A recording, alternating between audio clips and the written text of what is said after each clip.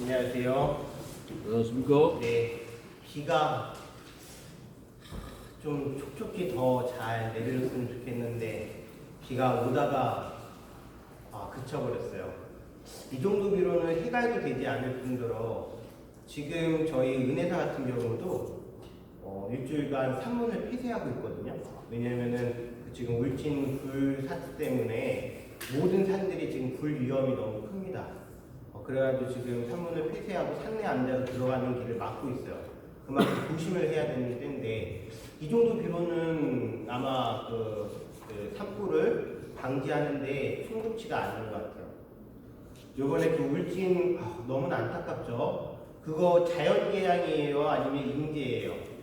인재예요. 사람이 만든 어떤 한 분이 강원도 쪽인가 어디서는 토치로 불을 붙여가지고 일부러 방화를 했고 또 뭐 CCTV를 확인해 보니까 차량 한 3-4대가 지나가면서 갑자기 불이 붙었다는 거 보면은 누군가가 무엇을 추적한 거죠?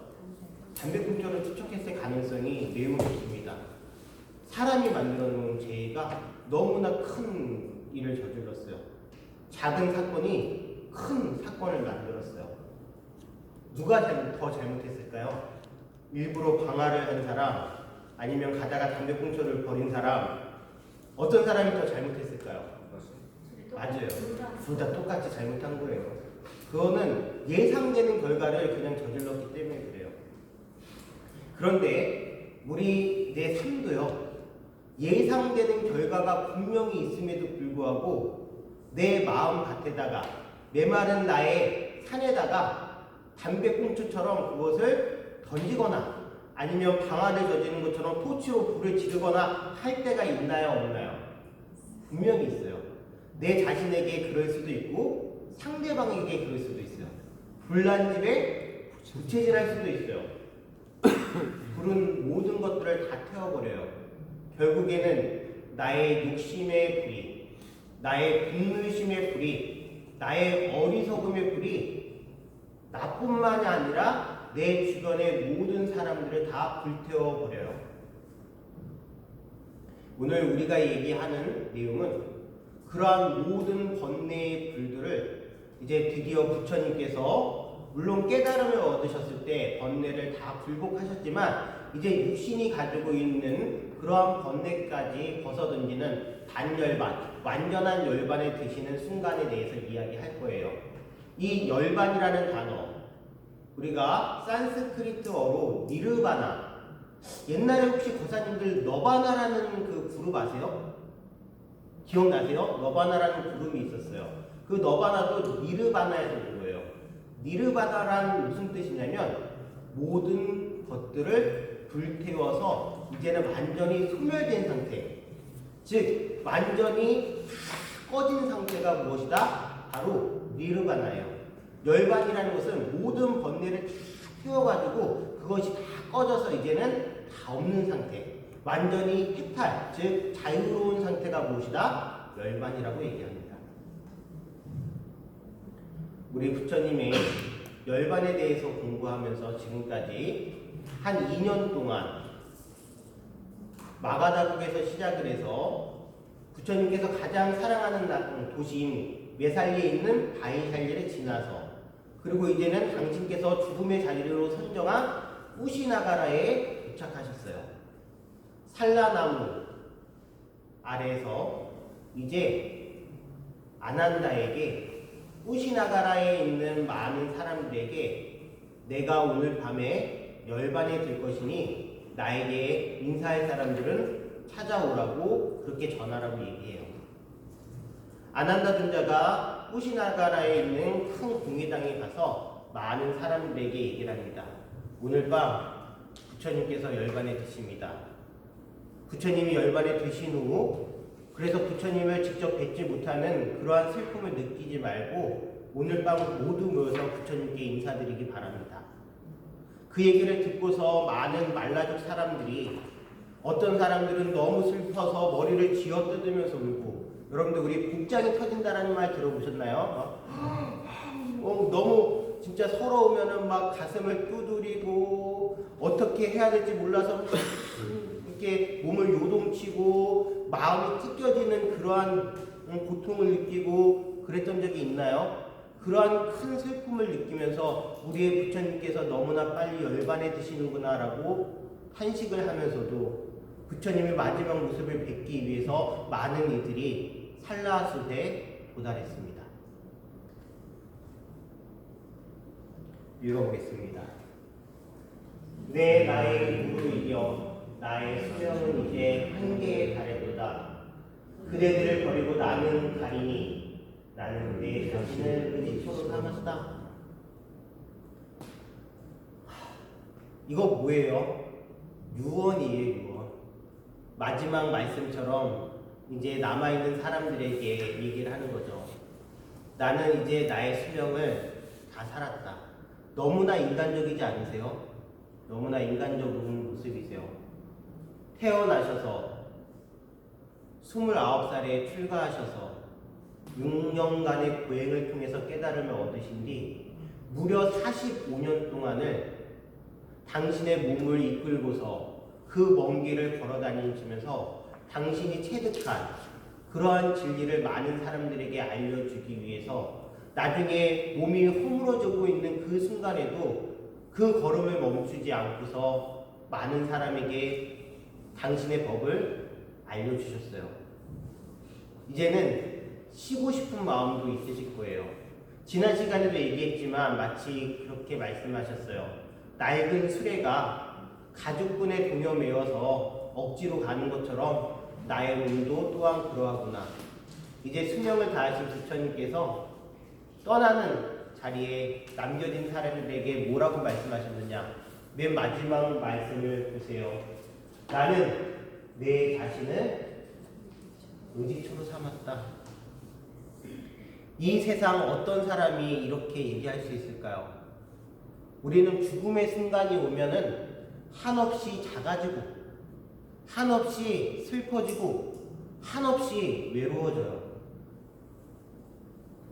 우리 스님들이 이제 제사를 지낼 때 많이 독송하는 경전 중에 영가전해라는 경전이 있어요. 들어보셨나요? 영가시여 하면서 하는 그 영가전해라는 그 경전을 보면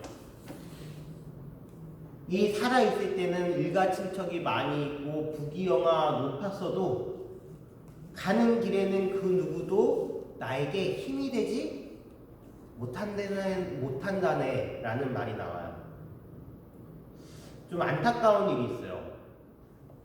이 호스피스, 이제 죽음을 앞두고 있는 분들이 계신 그러한 병동이나 또는 많은 그냥 요양병원에 스님들이 직접 가서 기도하는 경우를 거의 못 봐요. 요양원에 가면은 요양보호사라는 분들이 계시죠. 그분들의 대부분 종교가 뭘까요? 대체적으로 기독교가 많으세요. 진짜로요. 그러면 이 요양보호사분들은요, 당신이 한 분만 모셔요? 아니에요. 그 호실 전체를 모시는 경우가 많이 있어요. 그러면은 대체적으로 이분들이 뭐 하실까요? 요양도 하시면서 간호도 하시면서 하나님 믿으세요. 하나님 믿으세요. 말씀하세요. 그 중에는 당연히 불자도 계세요. 노보살님이 요양병원에 들어오셨는데 불자세요. 그런데 계속 요양보호사가 막 그렇게 얘기하고 옆에서 기도해주고 하나님이 지켜주신다고 하고 그러면요, 아무도 찾아와 주지 않을 때 마음이 의지가 될까요? 안 될까요? 마음이 의지가 돼요. 그러면 이제 요양보호사분이 누구 불러요? 아는 집사님, 권사님, 결국에 또 목사님 불러서 같이 기도해요. 그럼 돌아가실 때 지금까지 계속 불교였다가 돌아가시는 순간 하나님 아버지한테 가 계신가 많이 있어요. 이걸 왜 안타깝다라고 얘기하냐면, 물론 우리 종교, 불교의 잘못된 점이기도 해요.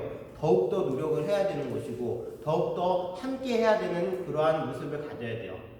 그리고 또 불교는 어찌 보면은 근데 너무나 강한 종교라고 얘기할까요? 부처님 스스로 누구에게 의지했다라고 말씀하셔요?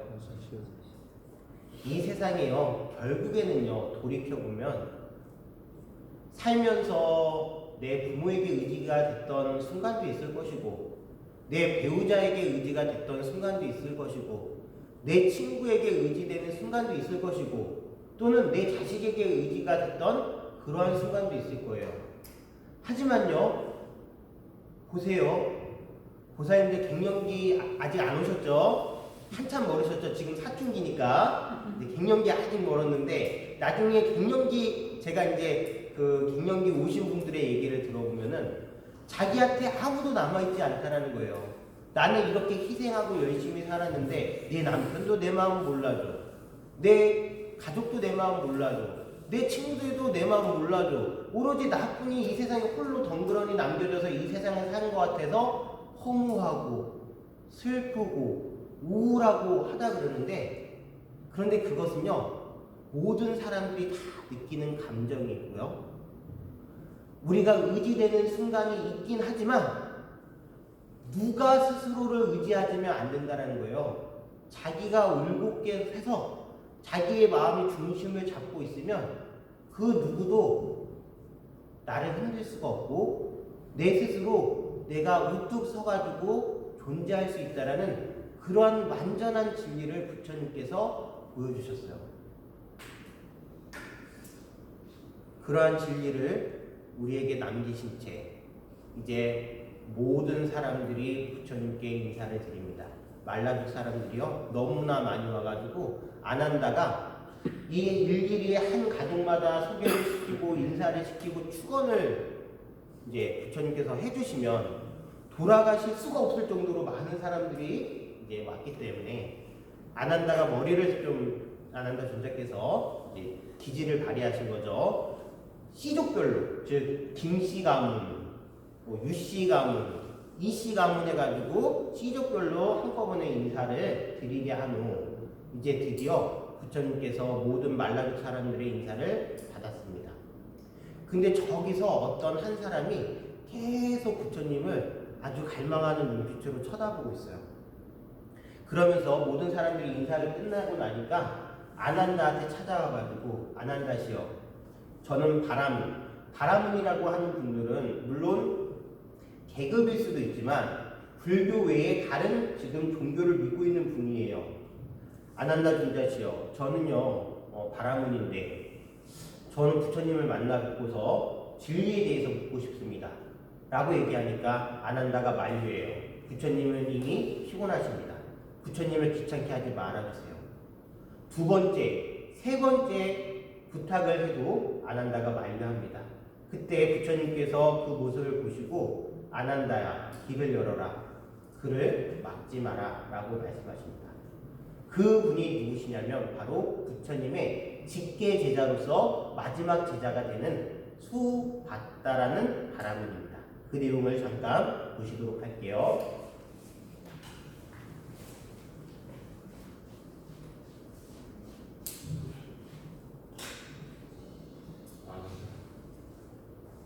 수바다를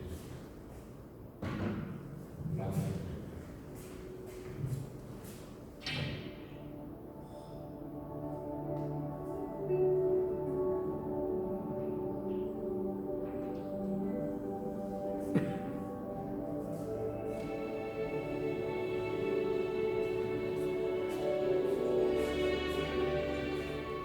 항상 부다의 진리를 마음이 끌렸습니다. 다행히도 이렇게 부다를 뵙습니다.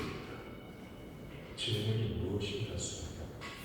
부다시 프라나 카샤파 마하카니 고샤나 아지타 케사바르나 산자야 베라티푸타 니간타 나가부타처럼 정신계의 고명한 스승들은 모두 하나같이 부다의 지혜로 깨달았나요? 그들이 어떻게 깨달았는지 지금 아는 것은 중요치 않을 수밖에. 중요한 것은 자네가 깨달음을 얻을 수 있는 길을 내가 보여줄 수 있다는 거네. 불멸에서 소멸을 보고 슬픔에서 행복을 보고 비인간에서 인간을 보고 증오에서 아름다움을 보고 이런 무지가 인간을 해하고 파괴한다. 화려한 외관의 거짓된 모습을 실제로 알아차리며 근심과 걱정, 자연히 면한다. 그리고 내면의 사랑과 수용의 마음이 깨어지 모든 사람이 다 그러네. 자네가 붓다가 아니며 붓다에 관심이 일어나지 않네. 자네가 붓다에 관심이 있다면 자네 역시 붓다를 붓다시여, 저를 비구로 소개해 주시겠습니까? 아닙니다. 수박다에 소개 중입니다. 지금요. 수박다는 지금 여기서 수계를 받을 것이다. 나의 마지막 비밀.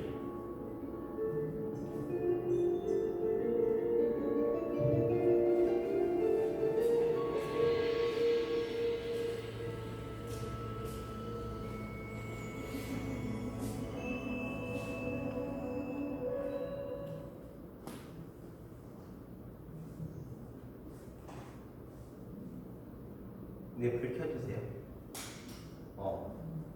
이제 부처님께서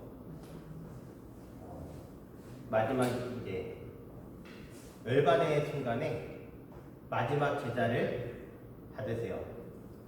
그 마지막 제자가 수바다인데, 수바다가 부처님께 의심이 들어서 질문한 내용이 무엇이냐면 그 당시에 유명한 다른 사상가들에 대한 이야기를 해요. 그것을 우리는 육사외도라고 그랬어요. 즉 6명의 스승인데 불교 외에 믿음을 가지고 있다 그래서 육사 6명의 스승 외도 즉 불교 외에 그러한 깨달음을 이제 추구하는 그러한 종교의 지도자들이 부처님처럼 똑같이 그러한 깨달음을 얻었느냐, 진정한 깨달음을 얻었느냐라고 부처님께 여쭤봤을 때 부처님께서 뭐라고 말씀하셨나요? 아니야, 걔네들은 아직 멀었어 라고 말씀하셨을까요? 아닙니다. 그런 의심을 하지 말고 네 스스로 깨달음을 얻을 수 있는지 없는지에 대해서 생각하고 그 길을 보여주겠다라는 걸 말씀하세요. 이건 매우 중요해요. 여러분들, 우리 불교 경전에는 독화살이라는 비유가 있어요. 어디서 독화살이 뿅 날라왔어요.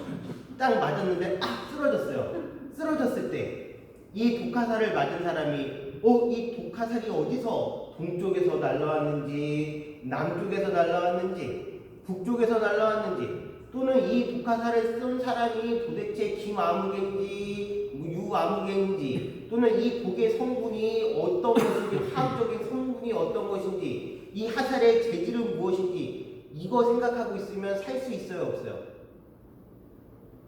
살 수가 없어요. 빨리 뭐 해야 돼요?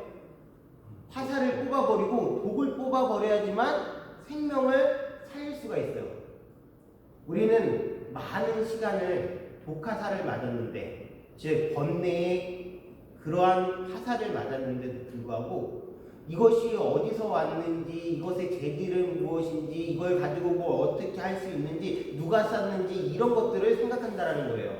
하지만 그것이 중요해요? 아니에요. 이 번뇌의 화살을 빨리 뽑아버리고 번뇌의 독을 뽑아버리는 것이 매우 중요한 거예요. 남이 뭐하나 볼 겨를이 없다라는 거예요. 부처님께서 말씀하세요.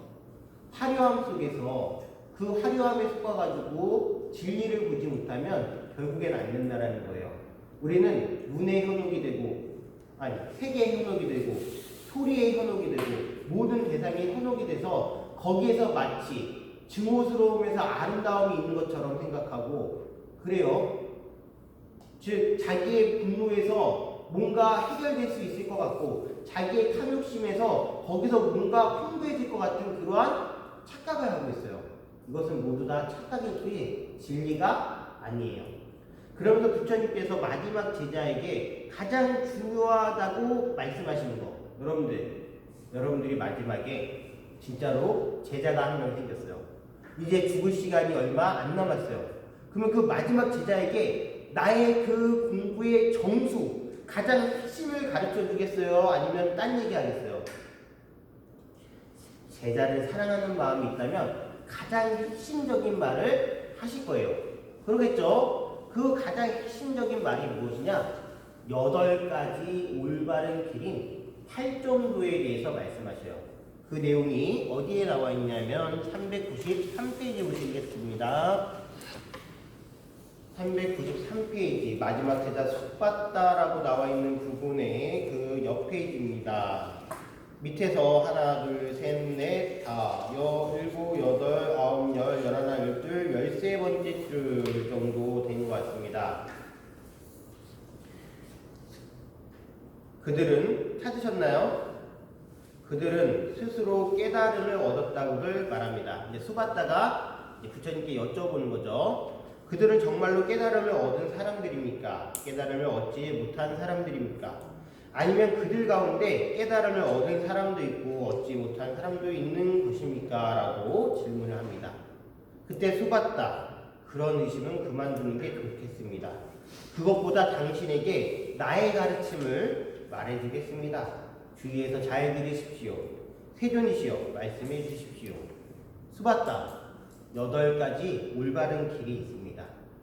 정견, 정사유, 정어, 정업, 정명, 정정진, 정념, 정정입니다. 정견은 무엇이죠? 바른 안목이라는 거예요. 바른 안목을 가지고 정사유, 올바르게 사유하면 그 올바른 사유로서 무엇을 하라는 거죠? 올바른 언어를 사용하고 그 올바른 언어를 통해서 올바른 행위, 업이라는 건 행위예요. 행위를 하고 그 다음에 여기 무엇이 들어가 있죠? 정명이에요. 정명이라는 것은 무엇이냐면 바른 생계 수단이에요.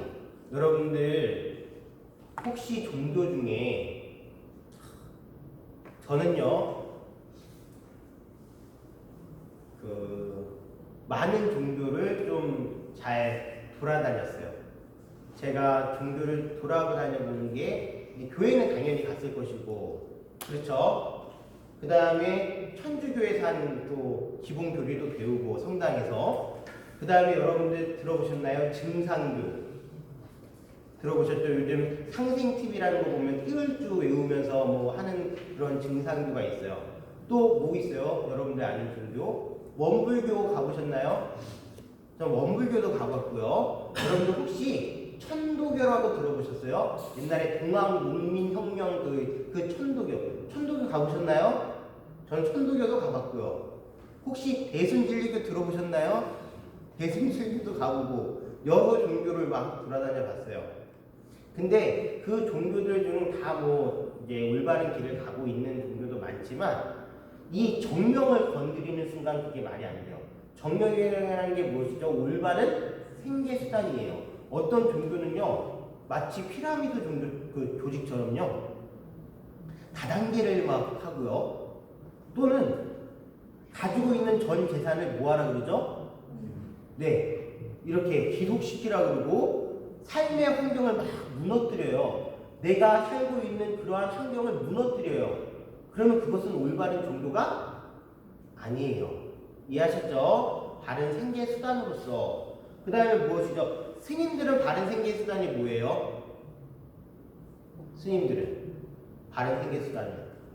탁발, 공양, 이게 바른 생계 수단이에요. 저희들이 나가서 어디서 뭐 장사하고 그런 거는 바른 생계 수단이 아니에요. 이해하셨죠? 보시와 탁발 이런 것이 우리에게는 바른 생계 수단이고, 여러분들께서는 올바른 직업을 갖는 게 그게 바른 생계 수단이에요. 이해하셨죠? 자, 그 다음에 정진은 뭐예요? 바로 열심히 정진, 수행하라는 거예요. 정진이라는 말은요, 항상 중요해요. 정진이 뭘까? 나쁜 일을 열심히 하는 거? 그것도 정진일 수가 있나요? 아니에요. 정진이라는 말에는 어떤 것이 들어왔냐면, 내 마음에 선이 있다면 그 선을 꺼내서 열심히 증장시키려고 노력하는 게 그게 바로 정진이요. 또 내 마음에 악한 것이 있다면 그것을 점점 없애는 게 바로 정진이라고 얘기할 수 있어요. 이해하셨죠? 그래서 그러한 정진을 통해서 무엇을 하래요? 정령, 올바른 마음 챙김을 하래요.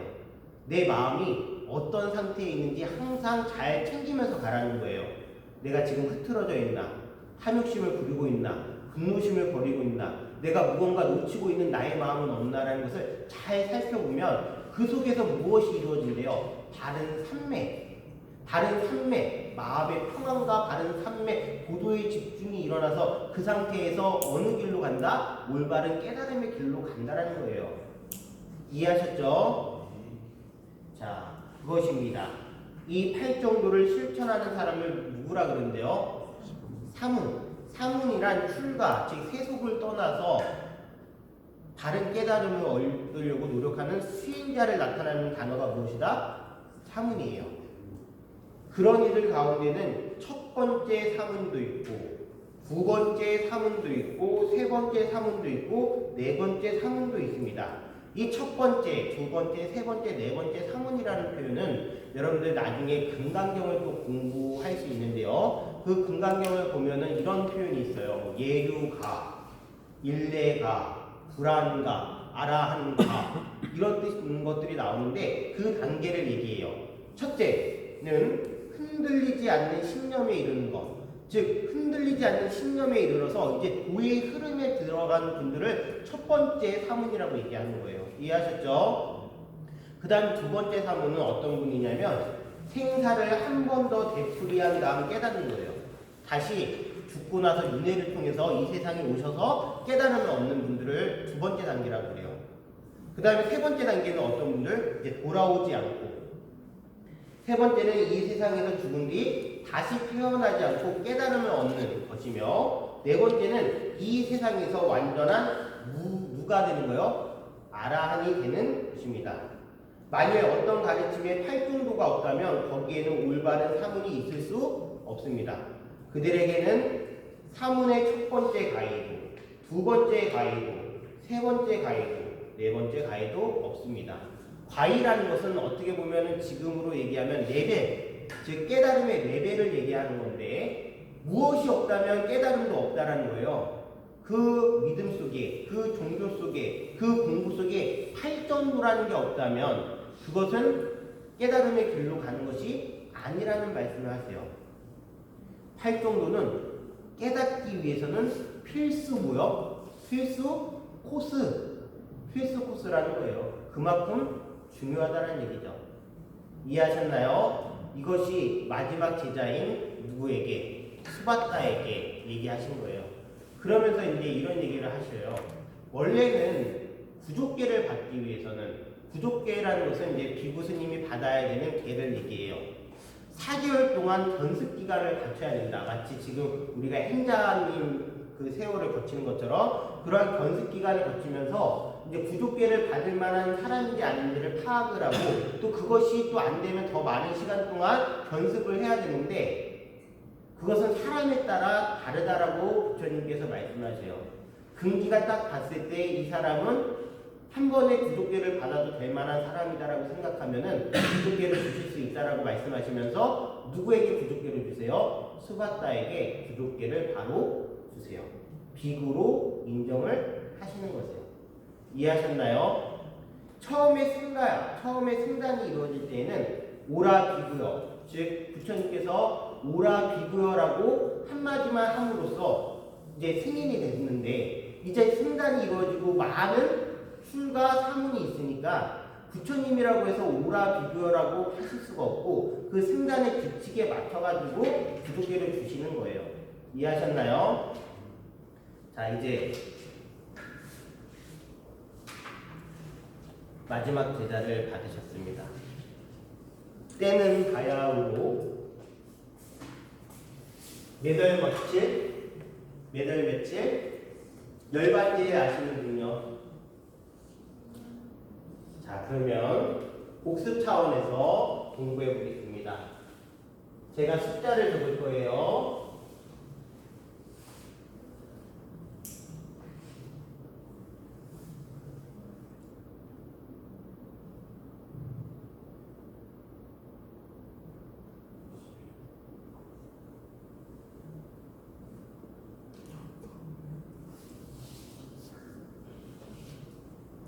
자, 맨 위에 어떤 날짜예요?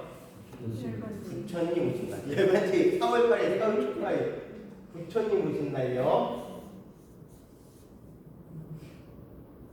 부처님 오신 날 이번에는 일요일이에요. 네, 하루 쉬는 날이 줄었어요. 2월 8일은 어떤 날인가요? 2월 8일요.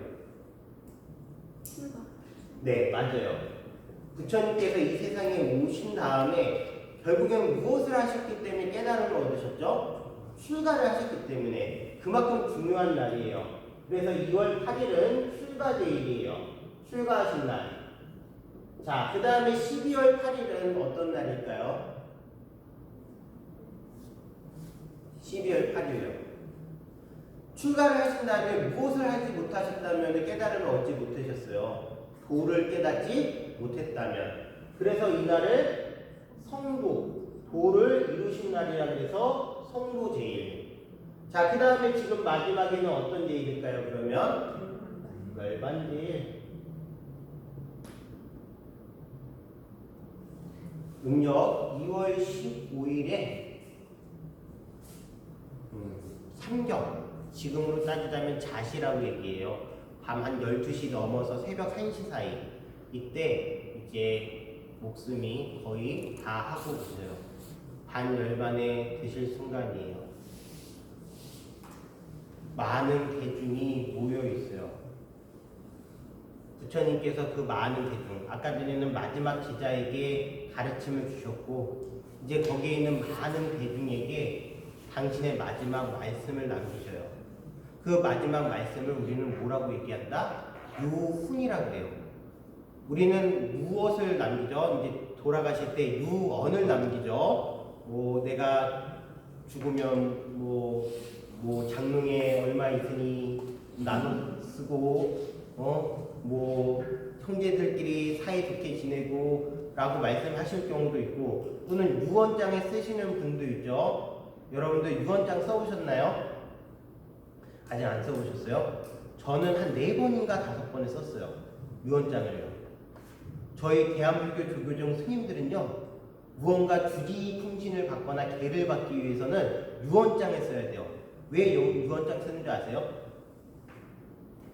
왜 유언장 쓰는 줄 아세요? 저희가 만약에 지금 이 생활을 하면서 무언가 고시를 받아서 얻은 삼보 정제가 있다면, 통장에 만약에 이제 돈이 있다면 그 죽을 때는 어디에 헌납하겠다? 대한불교 조계종에 헌납하겠다고 유서를 쓰고 인감도장을 찍고 인감증명서를 뽑아서 총무원에 제출을 해야지만 인가가 나요. 뭔 말인지 아시죠? 저희 재단은 사유재산이 아니에요. 저는 항상 뭐라고 적죠? 유언장에 대한불교 조계종 불광사에 저의 전 재산을 헌납합니다 라고 유언을 하고서 유언장에 도장을 찍어요. 하여튼 그렇다고요. 그것도 이제 처음 했을 때는 유언장 쓰니까 뭔가 마음이 떨리는데, 이제는 뭐 유언장 그냥 아주 눈 감고부터 써요. 부처님의 마지막 말씀에 대해서 잠깐 들어보도록 하겠습니다.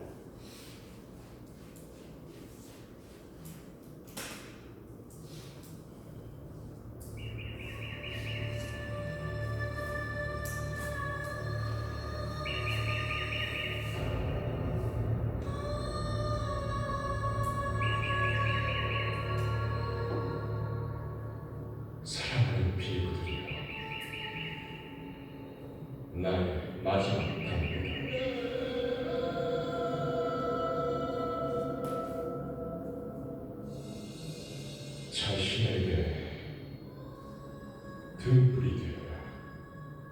깨어라. 단마의 길을 걷도록 해라.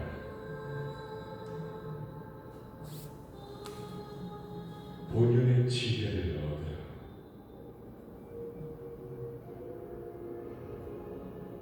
자신을 귀인처로 삼을 것이며 다른 사람에게서 찾지 마라.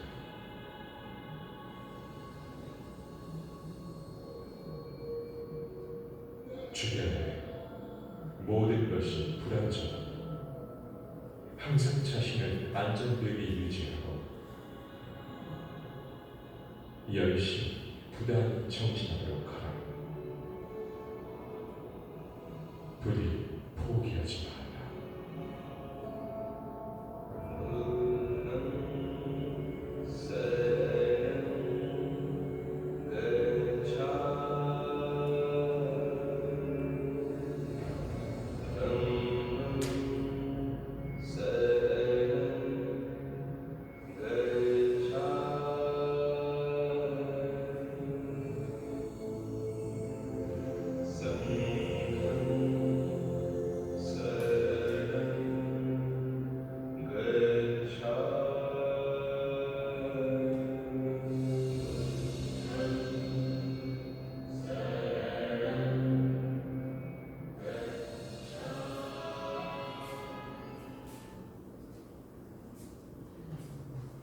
부처님께서 이제 비구들에게 마지막 유훈을 남기셨어요. 그 유훈이 다 기억나시나요? 자신을 무엇으로 삼아라? 등불로 삼아라. 등불이 뭐예요? 밝게 빛나는 거예요. 어둠을 밝히는 거예요. 우리에게 가지고 있는 무명, 밝지 않음을 자기 스스로 등불로서 밝히는 거예요. 나의 어리석음을 바라볼 수 있는 지혜를 얻으라는 것이에요. 자신을 등불로 삼으라.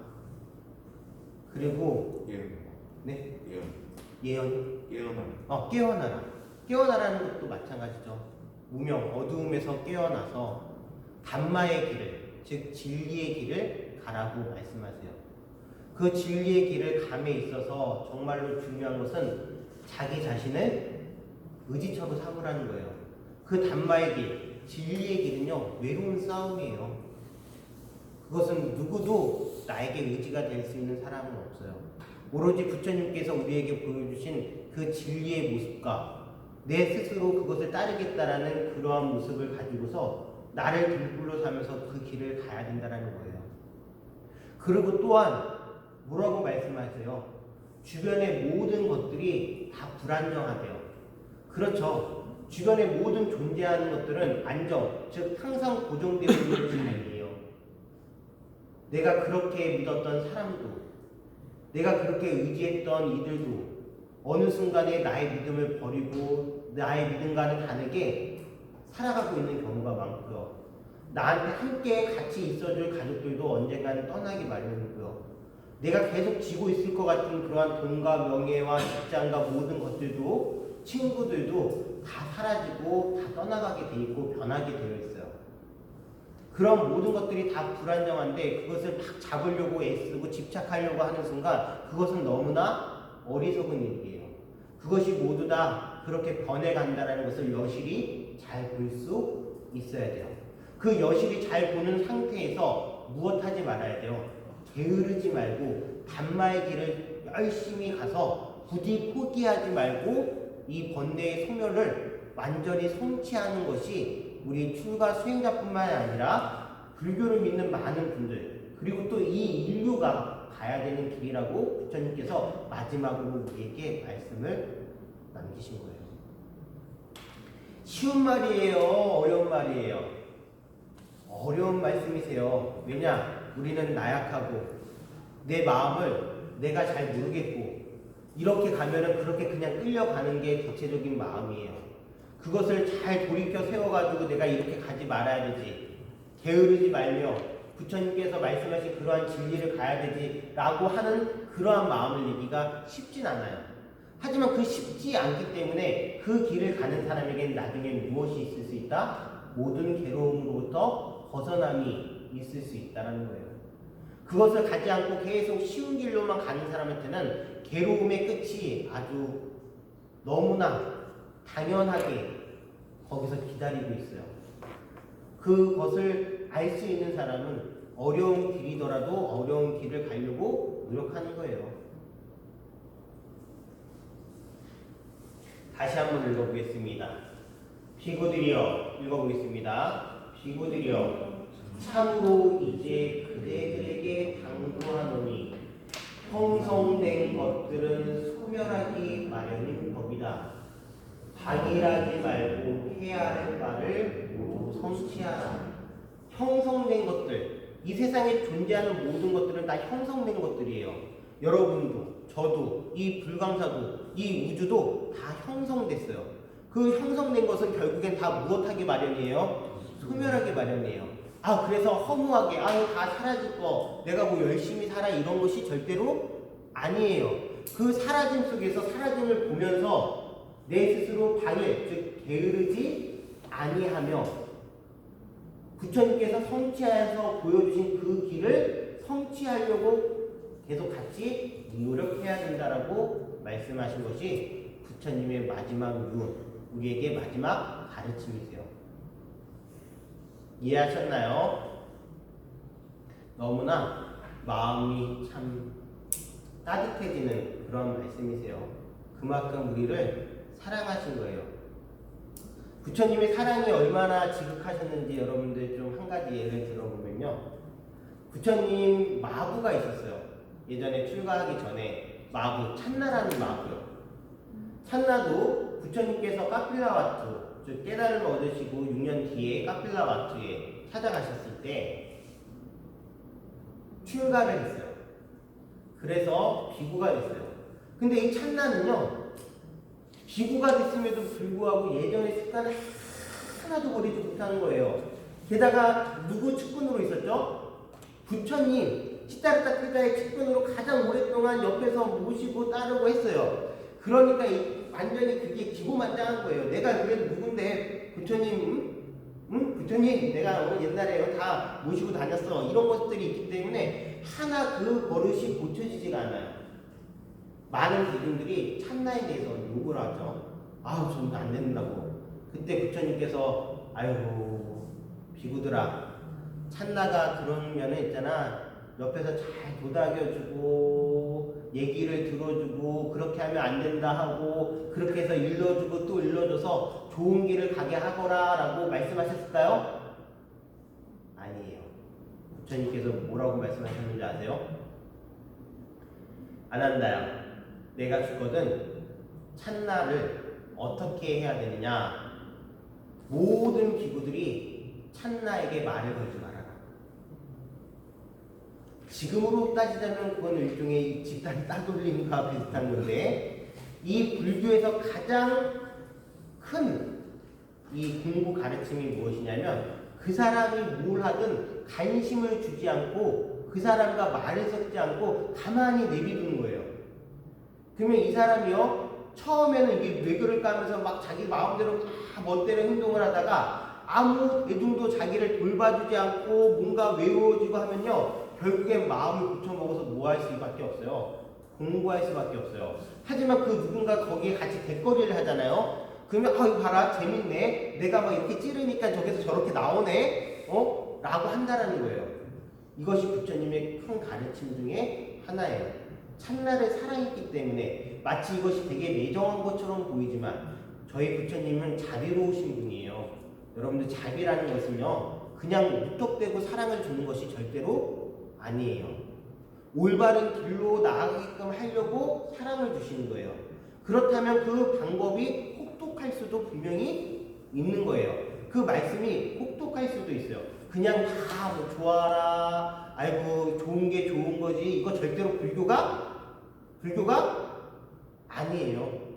많은 스님들이, 많은 불교를 믿는 분들이 잘못 생각하는 경향이 있어요. 인생을 두루뭉실하게 사는 것이, 옳은 걸 보고도 옳다고 얘기 못하고 그런 걸 보고도 그르다고 얘기 못하고 뭐 이것이 좋고 저것이 좋고 하면서 뭐 두루뭉실 살아가는 것이 마치 불교 인연 따라 가는 것이지라고 얘기하는 거 그거 다 자기 편하려고 하는 어찌 보면 부처님 말씀을 오용하는 거예요.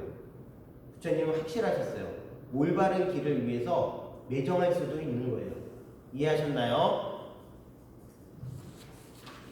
자, 이제 부처님께서 마지막 유언을 남기시고 드디어 열반의 순간입니다. 부처님께서는 바로 유언을 끝내자마자 나 죽는다 하면서 툭 돌아가신 게 아니에요. 깊은 선정에 들어가십니다. 우선 초선에 들어가시고요. 그리고 2선에, 그리고 3선에, 국회의원 3선이 아니에요. 네, 4선에. 자, 여러분들 지금 이야기하는 거 옛날에 다 배웠는데 제가 그 눈빛을 보니까 무슨 소리 하는지 기억을 못 하시는 것 같아가지고 다시 한번 정리를 하겠습니다. 여러분들 우리가 정근할 때 나무 삼계도사 사생자부 서가모니불 서가모니불 하죠. 그때 3개 도사예요. 이 도사는요 도사가 아니에요. 이끌 도자예요. 이끌어주시는 스승이라는 뜻이에요. 그렇다면 3계라는 것이 무엇인가를 볼게요. 3계는 모든 존재들이 속해 있는 모든 세계를 얘기하는 것이 무엇이다? 3계예요. 그 3계는 욕계, 색계, 무색계를 얘기해요. 아 근데 이렇게 얘기해도요. 욕계가 무엇인지, 색계가 무엇인지, 무색계가 무엇인지 우리는 경험을 못 해봤어요. 욕계는 경험해봤어요. 욕계가 어디예요? 바로 우리가 지금 살고 있는 이 세상이에요. 욕심 덩어리인 몸과 육체, 즉 몸이 있고 그리고 정신작용이 있는 이 세계. 그래서 끝없는 욕심을 부리고 그 탐욕 때문에 분노하고 어리석은 이 세계가 바로 욕계예요. 이해하셨죠? 그래서 싸움과 갈등이 있을 수밖에 없어요. 자, 그런데 색계를 들어서면 몸과 정신이 존재를 하는데 이제는 몸의 상태보다는 어느 상태를 더 추구해요? 정신의 상태가 커져요. 우리가 이런 경우가 있어요. 아주 재밌는 걸 보고 있으면 배고픈 시간임에도 불구하고 배가 고픈 걸 못 느끼고 있다가 그 재밌는 게 다 끝나면 우와 갑자기 허기가 몰려오고 왜 이렇게 배가 고프지 하는 경우, 그런 경우 경험해 보셨나요? 자, 이것은 무엇이에요? 고도의 정신적인 작용을 하다 보니까 내 몸의 상태에 대해서 뭐 한 거죠? 잊어버린 상태예요. 자, 이것은 그냥 단순히 여러분들이 경험하는 것을 토대로 얘기를 하려고 그런 거지, 이 색계라는 것은 선정 상태에 들어가서, 즉 내면의 삼매 상태에 들어가서 몸의 상태가 점점 뭐라 그럴까요? 사라지는 상태. 그것이 바로 색계예요. 이해하셨죠? 그러면 무색계라는 것은 무엇이냐면 오로지 고도의 정신만 남은 상태를 무색계라고 얘기해요. 이해하셨나요? 이것이 바로 3계예요. 자, 그 다음 또 이야기할게요.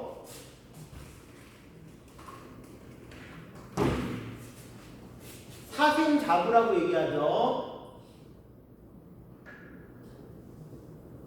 자부는 누구를 얘기하느냐? 자비로운 아버지. 부처님께서 우리를 이끌어주시는 스승이면서 자비로운 아버지시다라는 뜻이에요. 그런데 사생, 이 3계에 살고 있는 모든 존재를 사생, 4가지 생명체로 나눌 수가 있대요. 우리처럼 탯줄에서 태어나는 누구요? 태생. 그 다음에 또 탯줄로 태어나는 존재가 아니라 알에서 태어나는 존재들 있나요? 있나요? 병아리, 뭐 오리, 다 알에서 태어나죠? 난생, 박효거생, 난생. 자, 그 다음에 또 어떤 게 있냐면 습한 가운데 물기가 있는 곳에서 태어나는 거, 어류나 뭐 이런 존재들이 있어요. 그것을 습생. 그 다음에 마지막이 좀 특이해요. 화생이라고 해서 일종의 좀 변화해서 만들어진 존재예요. 그래서 귀신 이런 존재들을 얘기해요. 이러한 모든 존재가 바로 사생이에요. 이해하시죠? 자, 그런데 부처님께서는 지금 어디에 들어가시느냐? 색계 사선정에 들어가세요. 초선, 이선, 삼선, 사선. 그것이 색계의 네 가지 선정이에요. 우선 초선 상태를 지나서 2선으로, 3선으로, 4선으로 들어가셨다가 이제 무색계 상태로 들어가셔요. 공, 무변, 처정, 식, 무변, 처정, 무소유, 처정, 비상, 비비사, 처정으로 들어가신 다음에 다시 거꾸로 돌아오시기 전에 상수멸정이라는 곳에 가셔요. 상수멸이라는 것은, 상이라는 것은 생각이에요. 수라는 것은 느낌이에요. 생각과 느낌이 완전히 소멸된 상태에 들어가셔요. 그걸 보고서 아난다가 얘기하셔요. 아누르타 분자시오. 이제 부처님께서는 열반에 드셨습니다. 아누르타라가 얘기합니다. 아닙니다. 부처님께서는 지금 상수멸정, 모든 생각과 느낌을 끊으신 상태로 계신 겁니다. 그 순간 다시 부처님께서 거꾸로 빽하세요. 비상, 비비상처를 지나서 무소유처정을 지나서 다시 신무변처정, 그 다음에 공무변처정, 그 다음에 4선, 3선, 2선, 1선, 초선으로 왔다가 다시 또 거꾸로 거슬러 올라서 맨 마지막 4선, 색계 4선에서 반열반, 즉 완전한 열반에 들어가세요. 그런데 제가 왜 이 이야기를 하느냐, 아주 중요한 얘기입니다. 그 색계 사선정, 네 번째 선정을 어떤 상태라고 얘기하냐면 사념, 청정의 상태라고 얘기해요. 사념, 청정. 버릴사, 생각, 염, 깨끗한 정, 맑을 정, 즉 모든 생각을 버려서 청정한 상태를 무슨 상태라 그런다? 사념청정. 자, 그런데요, 여기서 아주 큰 깨달음이 있습니다. 부처님께서 보리수나무 아래에서 모든 번뇌를 소멸시키고 끊으시고 번뇌의 왕인 마라를 조복시키실 때 색계 사선정인 사념청정의 상태에서 그걸 하셨어요. 이해하셨죠? 그리고 마지막 반열반, 완전한 열반을 얻으실 때 무슨 상태에서 열반을 하셨다? 이것이 키포인트예요. 깨달음으로 가는 팔정도를 통해서 우리는 어느 길로 가야 한다? 이 사념청정의 길로 갔을 때 부처님의 깨달음을 얻는 아주 중요한 열쇠를 발견할 수 있다는 그러한 내용이 있는 거예요. 이거는 좀 어려운 내용이었는데도 불구하고 잘 따라와 주셔서 감사합니다. 자, 유인물 보실게요. 유인물에 열애의 반열반 해가지고 대반열반경에 나와 있는 6-8과 6-9는 이미 제가 지금 얘기한 내용이고요. 6-10부터 보도록 하겠습니다.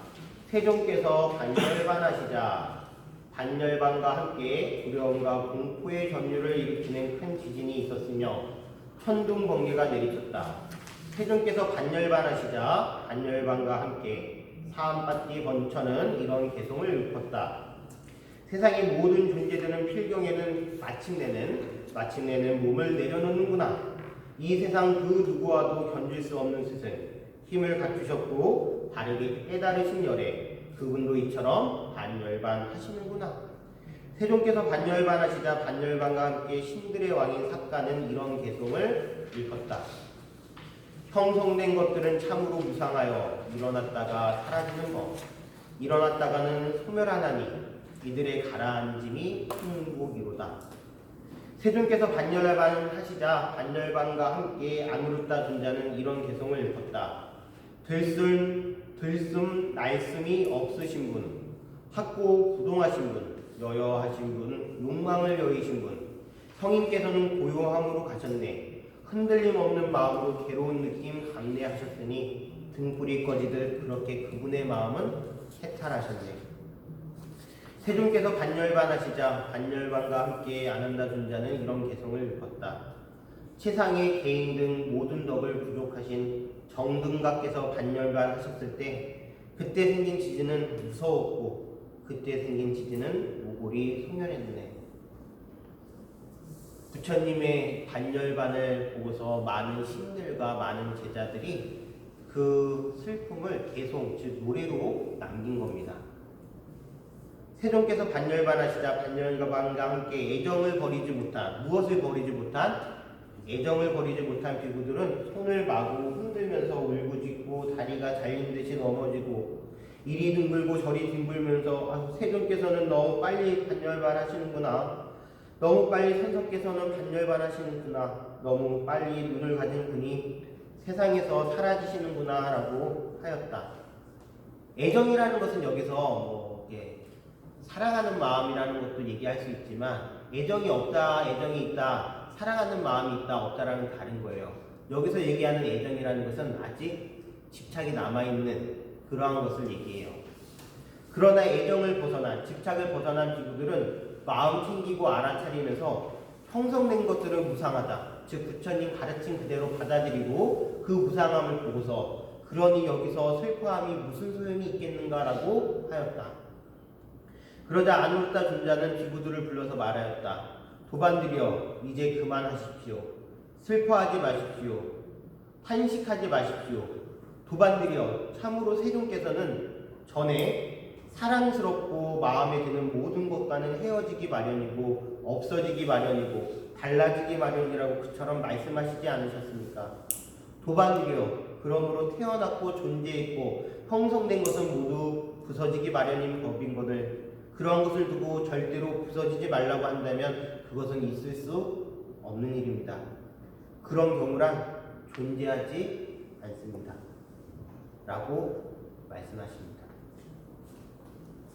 부처님의 죽음 속에서도 그 형성된 것들이 무너짐을 보는 힘이 비구들에게 있어야 된다는 것을 아누르타가 많은 도반들에게 얘기하는 순간입니다.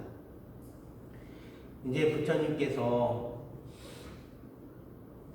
육신을 남기셨어요. 돌아가시고 이제 장례를 치러야 됩니다. 아난다가 부처님께서 살아계셨을 때 여쭤봤어요.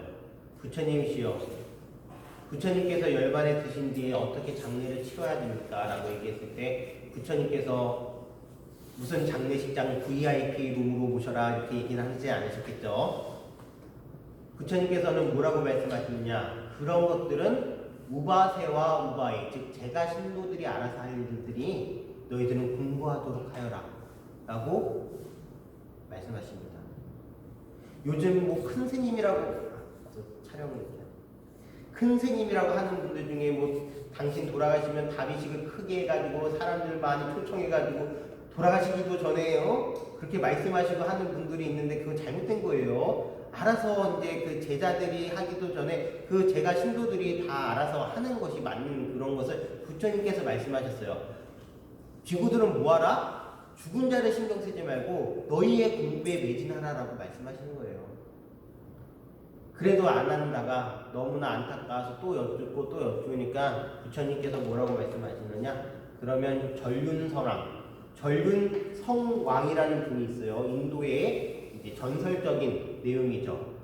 전륜성왕은 어떠한 싸움과 전쟁 없이 모든 세계를 평화롭게 만들 수 있는 그러한 왕이 전륜성왕이에요. 우리 부처님께서 태어나셨을 때 아시타선인이 예언을 하셨죠. 나중에 전륜성왕이 되거나 아니면 부처님이 되실 거다라고 예언을 했는데 전륜성왕의 장래에 준해서 치르도록 하여라. 그리고 내가 죽은 뒤 다비를 통해서 남은 그러한 이제 사리가 나오면 그것을 어떻게 하라? 탑을 만들어서 많은 사람들이 지나가는 가운데에 탑을 세워서 나를 생각하면서 진리를 생각하게 하라라고 말씀하셔요.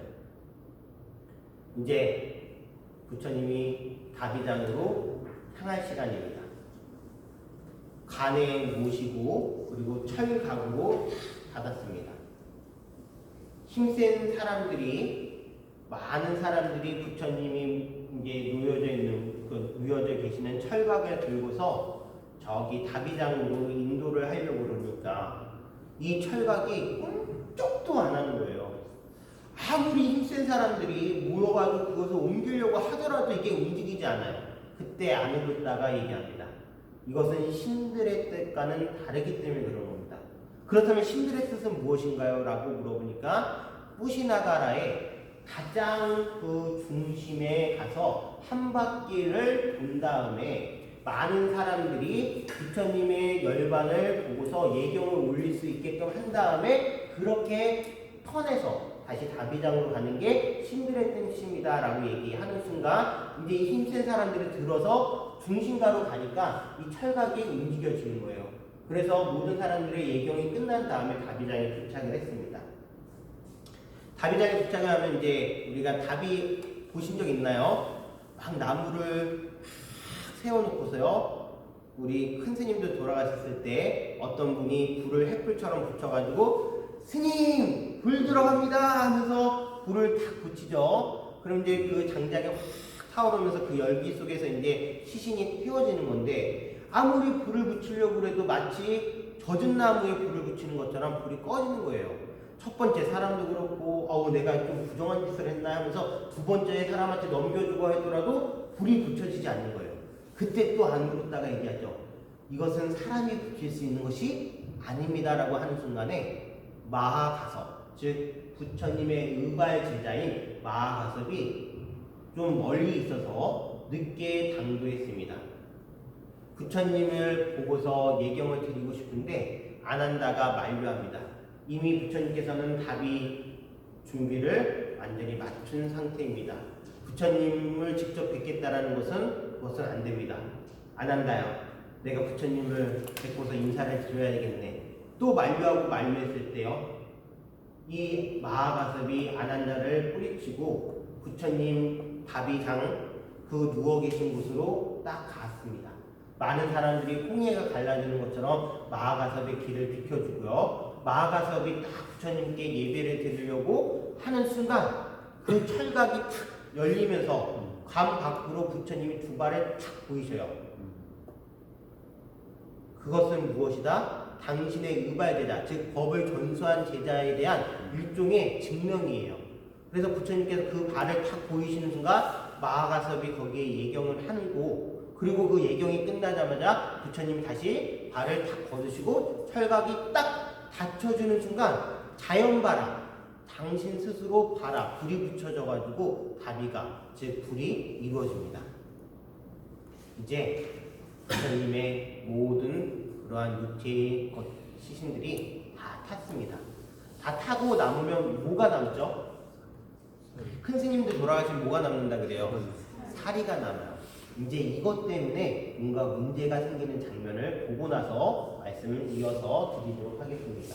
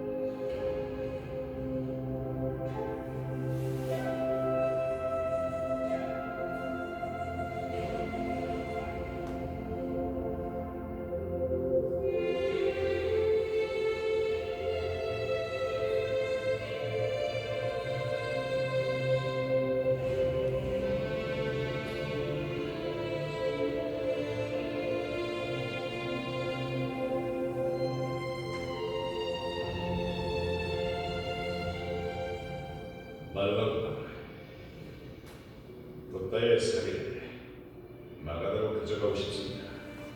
이 유골단지에 위에다 장엄한 기념물을 짓겠습니다. 이 살인은 이것입니다. 아야타샤 또한 붓다를 위해 장엄한 기념물을 짓는 것이 나의 꿈입니다. 앞으로 그 누구도 보지 못할 그런 깨달음을 얻은 후 처음 오신 곳이 마가다입니다. 하지만 쿠시나카라에서 열반에 드실 것을 선택하셨음을 잊지 마십시오. 바이찰리의 왕으로서 나의 권리가 더 크다고 생각합니다.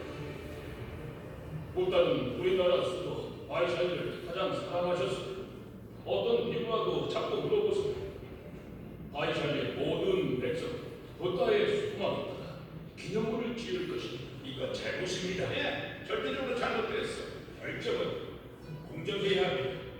부다는 우리나라에도 속합니다. 부다의 사랑과 지혜는 우리를 보물입니다. 허나 나는 부다의 사랑의 첫 번째 권리를 주장합니다. 부다는 크리샤튼이었고 우리도 그러하고 따라서 우리가 첫 번째 권리를 가집니다. 이건 공명시 모두 보다가 크리샤튼이야 우리도 마찬가지. 부다의 사랑이고 기념물을 짓는다는 내가 가장 적임자.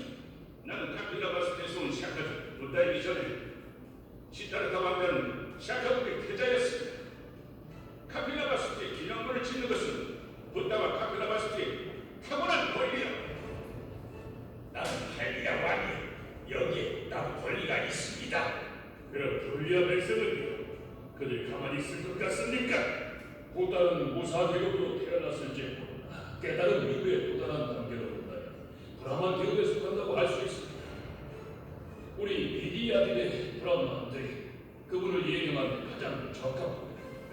따라서 기념물을 지을 권리는 우리가 가져야 그만! 이 분쟁의 해결책은 하나님. 그분이 열반에 드는 장소가 그분이 쉴 장소예요. 기념을 여기에 지을 것이오. 무력으로 살인을 가져는 것은 절대 용납하지 않을 것이오. 안 그러면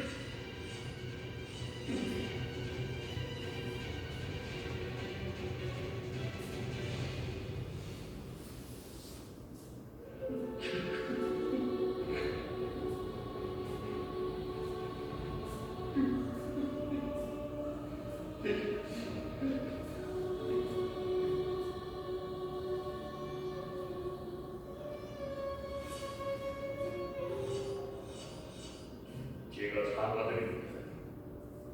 이 성소에 대한 존중을 잊었습니다.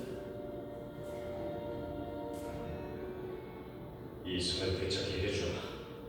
감사합니다. 하지만 이 문제는 쉽게 해결되지 않을 것 같군요. 부처님께서 열반에 드시자마자 참 사람들은 그렇죠. 이거 부처님뿐만이 아니라요. 부모님 돌아가셨는데 자식들이 부모님 재산 때문에 장례식장에서부터 막 서로 싸워가지고 얼굴 붉히고 하는 경우 여러 봤습니다. 부처님 살이 매우 중요하죠. 각자 저마다의 권리를 주장합니다. 후시나가라의 왕은 여기서 돌아가셨으니까 당연히 여기 짓는 게 탑을 조성하는 게 맞다 그러고, 마가다국의 왕은 마가다국에서 깨달음을 얻고서 가장 먼저 오셨기 때문에 그분이 그곳이 가장 중요한 곳이다 라고 얘기하고, 바이샬리라는 곳은 부처님께서 가장 사랑한 도시였기 때문에 그곳의 왕은 또 바이샬리가 최고의 장소라 그러고, 샤카족은 우리의 어른이고 우리 가문 사람이기 때문에 이제 당연히 거기에 짓는 게 맞다라고 얘기합니다. 서로가 서로에게 자기의 욕심을 얘기하고 있죠. 이때는 해결될 기미가 안 보였어요. 하지만 아주 명석하고 합리적인 생각을 가지고 있던 도나라는 그러한 사람이 제안을 합니다. 그것은 부처님의 뜻에 위반되는 것입니다. 부처님께서는 사랑과 자비로서 항상 공정과 평화를 말씀하셨습니다.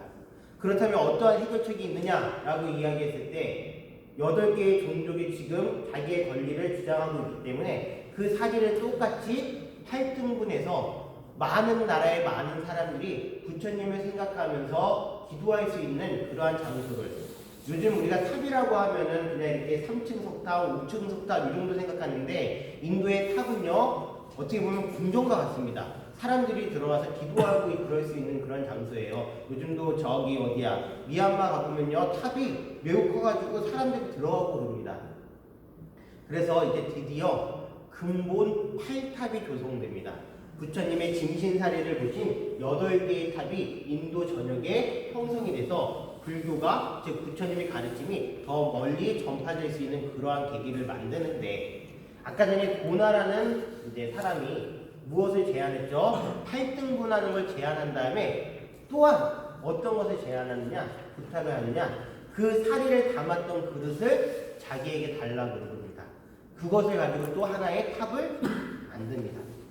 그리고 또요, 맨 마지막에 도착한 종족이요, 마지막으로 부처님이 타고 이제 남은 재를 얻어다가 탑을 세워요. 그래서 근본 8탑이면서 근본 10개의 탑이라고도 얘기할 수 있습니다. 하나는 부처님의 사리를 담았던 그릇, 하나는 부처님의 이제 재, 이렇게요. 이렇게 이제 드디어 모든 전례가 마쳤습니다. 이제 다음 시간에는 부처님이 돌아가신 이후에 제자들이 어떻게 부처님의 말씀을 잘 전할 수 있을까를 이제 생각하는 그러한 이제 내용이 나옵니다. 오늘은 부처님의 마지막 말씀을 한번 다시 들어보고 노래 한 곡 듣고서 마치도록 하겠습니다. 불 안 꺼도 돼요. 너 자신을 밝히는 환한 등불이 되어라. 내게 극단에 나아차라. 깨어라. 그리고 단마의 길을 걸어라. 본연의 지혜를 얻어라. 자신을 귀인으로 삼을 것이며 다른 사람에게서 찾지 마라. 주변의 모든 것은 불안정하고 항상 자신을 안정되게 하라. 언제나 부지런히 전진하라. 부디 포기하지 마라. 네, 인생이라는 노래를 들려드리겠습니다. 가사를 잘 듣고서 내용 정리하면서 얘기하도록 하겠습니다.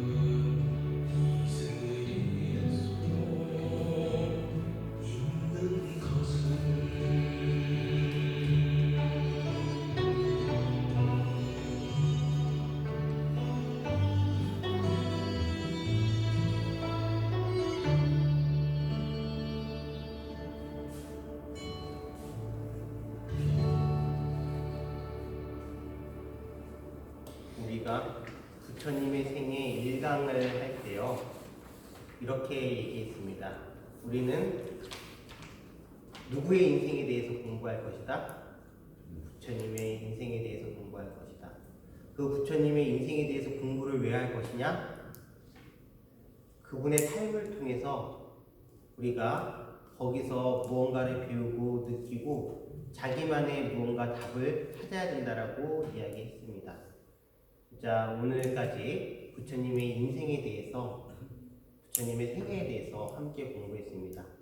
그분의 삶 속에서 여러분들에게 어떤 하나의 작은 울림이 있었다면 그 울림의 소리를 잘 들어서 그것을 잘 키워나가시길 기도드리겠습니다. 다음 시간에는 이어서 마지막으로 부처님의 말씀을 기록하고, 기록이 아니라 이제 남기고, 그런 다음에 어떠한 가르침을 우리에게 주셨는지 몇 가지 중요한 가르침에 대해서 함께 공부하면서 진짜 우리 이야기, 부처님의 생애 마지막 강의를 하는 시간을 갖도록 하겠습니다. 감사합니다.